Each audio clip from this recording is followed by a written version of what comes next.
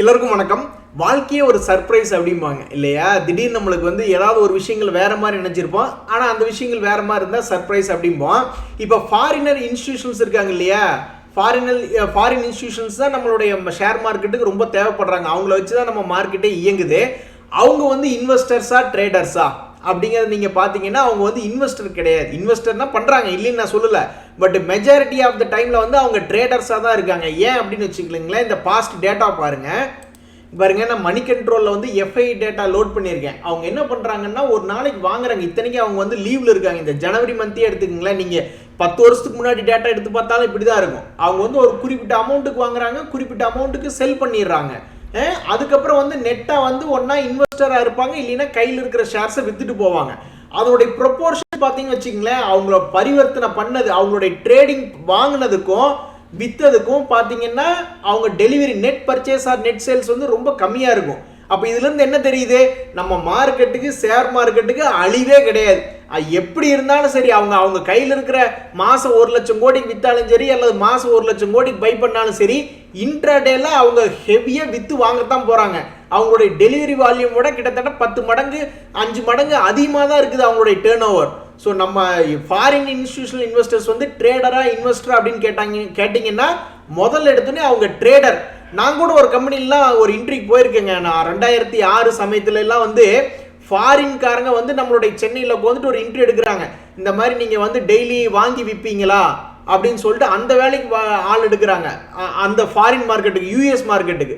But நான் அதுக்கு போகல, பட் சொல்கிறேன். ஸோ அப்போ இதிலிருந்து நம்ம உண்மை என்ன தெரிஞ்சுக்கிறோம் அப்படின்னா, மோஸ்ட்லி அவங்க வந்து பை பண்ணி அன்னைக்கே செல் பண்ணிட்டு போகணும், இல்லை செல் பண்ணிட்டு அன்னைக்கே பை பண்ணிட்டு வெளியே வந்துடணும். இன்ட்ராடேலியே ப்ராஃபிட் புக் பண்ணுன்ற மோட்டிவ்ல தான் அவங்க இருக்காங்க. அவங்க மோஸ்ட்லி ட்ரேடர்ஸாக தான் இருக்காங்க ஃபாரின் இன்ஸ்டிடியூஷனல்ஸ்.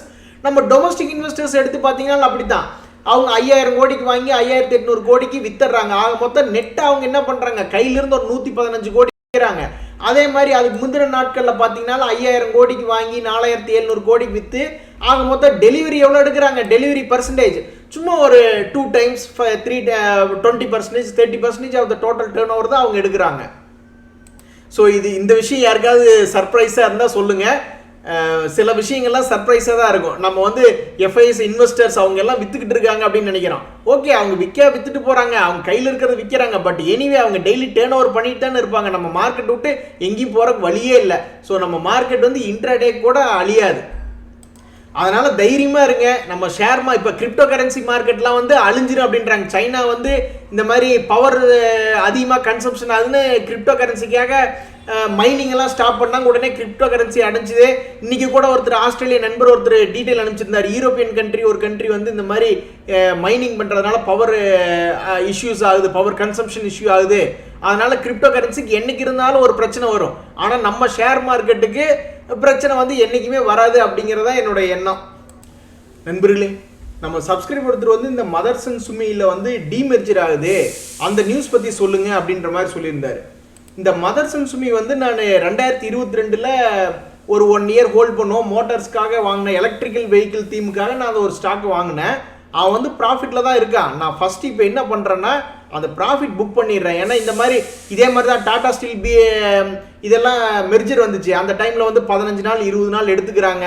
பெரிய அக்கப்போராக இருக்குது. அதனால் என்னுடைய பர்சனல் ஒப்பீனியன், இந்த மாதிரி நியூஸ் வர்றப்ப நான் ப்ராஃபிட்டை புக் பண்ணிவிட்டு மறுபடியும் ரீஎன்ட்ரு ஆகிக்கிறதா எனக்கு பெட்டர்ன்னு நான் தோணுது. அதனால் முதல்ல வந்து நான் ப்ராஃபிட்டை புக் பண்ணி வெளியே வர்றேன்.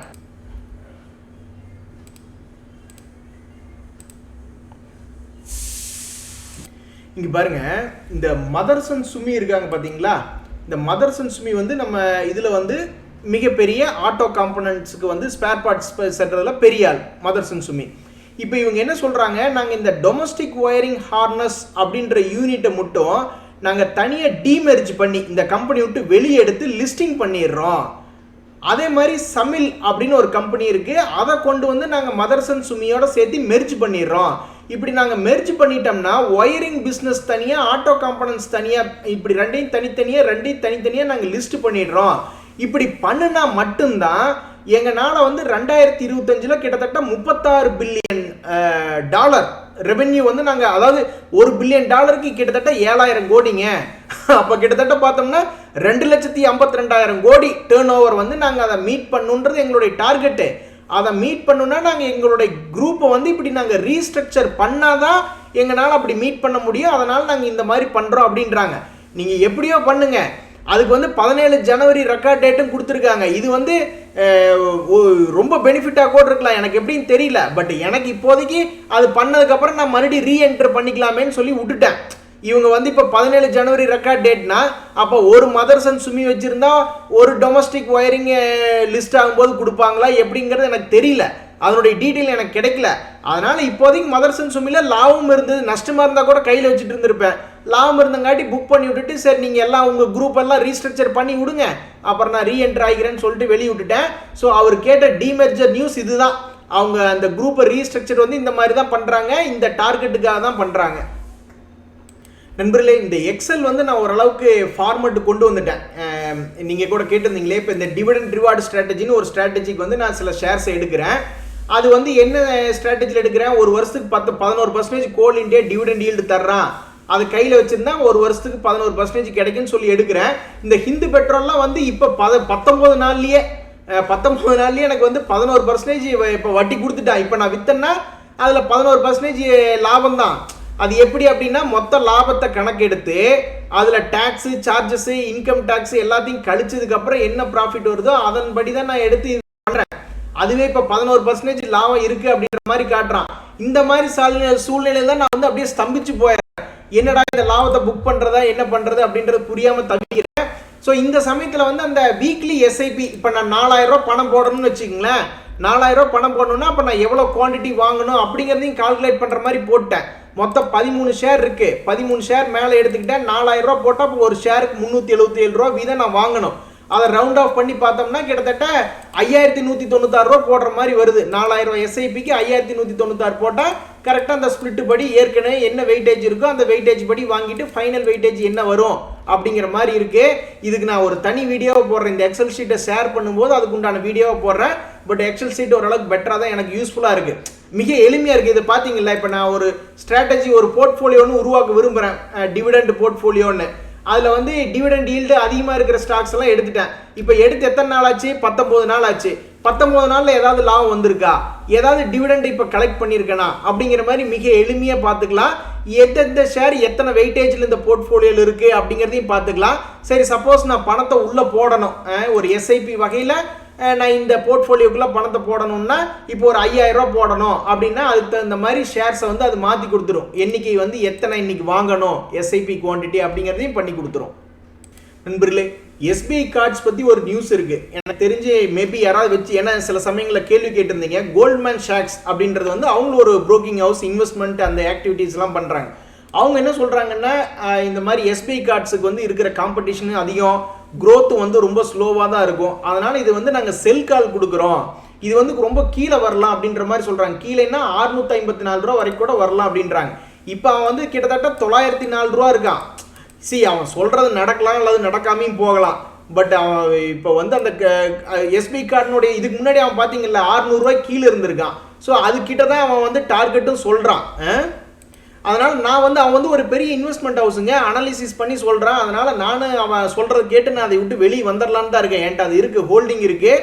சில பேர் பழைய சப்ஸ்கிரைபர்ஸ் யாரோ எஸ்பிஐ கார்டெலாம் பற்றி கேட்டுட்டு இருந்தாங்க. அதனால் இந்த நியூஸை சொல்கிறேன். ஏற்கனவே எனக்கு 28,000 ரூபா லாஸ்ட்லேருந்து ரெக்கவரி ஆகி இப்போ 7,000 ரூபா லாஸ்ட்டில் இருக்குது. இவனுக்கு வேற இது இறங்கி போகுன்றானு, அப்புறம் எனக்கு அதை கையில் வச்சுக்கிட்டு. நம்ம சப்ஸ்கிரைபர் ஒருத்தர் வந்து இந்த MGL ஒன்று, வேர்ல்பூல் ஒன்று ரெண்டுமே வந்து ஓரளவுக்கு சப்போர்ட் லெவலில் இருக்குங்க பாருங்க அப்படின்ட்டு இருந்தாரு.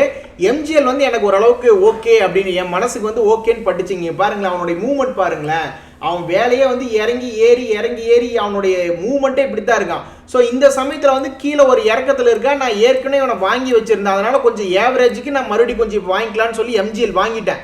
இந்த நியூஸ் வந்து வேற யாருக்காவது யூஸாக இருக்கான்னு பாருங்க. ஏன்னா எனக்கு தெரிஞ்சு நிறைய பேர் MGL நீங்கள் வாங்கியிருந்தீங்க. ஸோ இது வந்து கொஞ்சம் ஏவரேஜ் பண்ணிக்கக்கூடிய இடம், அதனால MGL வந்து இருக்கு.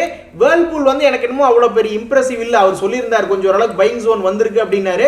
பட் வேர்ல்பூலை விட நான் MGL கொஞ்சம் இம்ப்ரெசிவாக இருக்கிறதுனால நான் MGL கொஞ்சம் என்னுடைய போர்ட்ஃபோலியோக்கு ஆட் பண்ணிக்கிட்டேன்.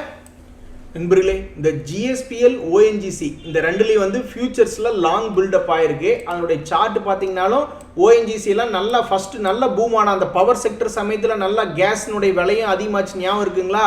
நல்லா பூம் ஆகி அப்படியே கீழே இறங்கிட்டு இப்போ மறுபடியும் அப்படியே ஜிக்ஸாக்காக மேலே ஏறி வர்றான். இதே வேகத்தில் வந்தான்னா ஒரு 180 தாண்டி 200 போகக்கூடிய வாய்ப்பு இருக்குது ஓஎன்ஜிசி. ஜிஎஸ்பிஎல்லும் அதே மாதிரி நல்ல ஃபியூச்சர்ஸில் வந்து நல்லா லாங் பில்டப் இருக்குன்றாங்க. அவன் மேலே வந்தாலும் ஒரு 350 வரைக்கும் வருவான். ஸோ இந்த நியூஸ் உங்களுக்கு உபயோகமா அப்படின்னு பாருங்கள். சப்ஸ்கிரைபர் ஒருத்தர் ஒரு 5 பென்னி ஸ்டாக்ஸ் கொடுத்து இதில் ஏதாவது இதெல்லாம் நல்லா இருக்குங்க பாருங்க அப்படின்ற மாதிரி சொன்னார். அந்த 5 ஷேர் இங்கே போட்டு அந்த 4 ஷேர் இங்கே போட்டிருக்கேன். ஸ்ரீராம், கோயங்கா, விஜயலக்ஷ்மி, ஓரோஸ்மித்ஸ்ன்ட்டு. அது எவனுமே ப்ராஃபிட்லேயே இல்லைங்க. எல்லாம் டேர்ன் ஓவர்லாம் கொஞ்சம் ஓரளவுக்கு பண்ணியிருக்கானு, பட் எவனுமே ப்ராஃபிட்லேயே இல்லை. அதனால் அவருக்கு நான் எது ரெக்கமெண்ட் பண்ணுற மாதிரி இல்லை அந்த பென்னி ஸ்டாக்கில். தமிழ் மக்களே, ரொம்ப ரொம்ப முக்கியமான விஷயம். இந்த ஜனவரி 12ஆம் தேதி முக்கால்வாசி முக்கியமான ஐடி ஸ்டாக்ஸ்னுடைய ரிசல்ட்ஸ் வருது. இது வந்து அந்த டேட்டில் வந்து உங்களுக்கு பெருசாக ஷாக்காக கூட இருக்கலாம். எவனாவது ரிசல்ட் சரியில்லைன்னா 3%, 4% திடீர்னு இறங்குவானுங்க. திடீர்னு மேலே ஒரு 10% ஏறினா ஜாலி தான். நிறைய பேர் வச்சுருப்பீங்க, வித்தரலாம். சப்போஸ் கீழே இறங்குற மாதிரி இருந்தால் 3% இறங்குறான் அப்படின்னா பெருசாக சர்ப்ரைஸாக இருக்காது. ஆனால் திடீர்னு 10% இறங்குறான், 15% இறங்குறான் அப்படின்னா கொஞ்சம் சர்ப்ரைஸாக இருக்கும்.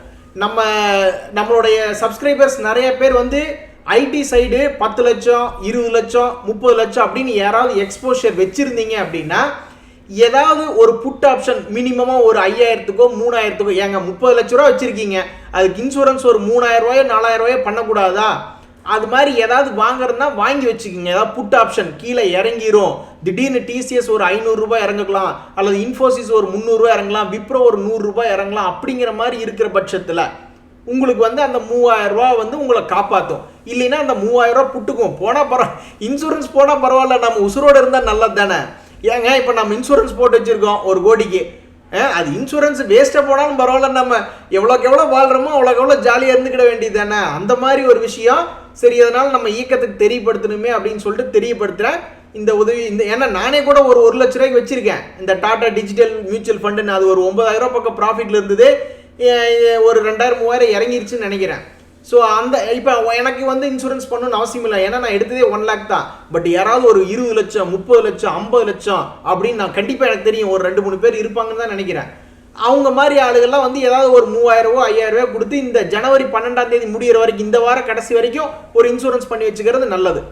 சரிங்க நண்பர்களே, இன்றைய தகவல்கள் உங்களுக்கு உபயோகமாக இருந்தால் எனக்கு சந்தோஷம் தான். ரொம்ப நன்றி, வணக்கம்.